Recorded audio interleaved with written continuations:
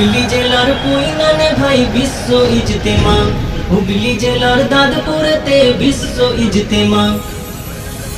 জানুয়ারির 2, 3, 4 শুক্র শনি রবি আসবে কত দিনের দায়ী লাখো মুরব্বি। জানুয়ারির 2, 3, 4 শুক্র শনি রবি আসবে কত দিনের দায়ী লাখো মুরব্বি। মুলাকাতে বাড়বে মোদের জ্ঞান গরিমা, মুলাকাতে বাড়বে মোদের জ্ঞান গরিমা।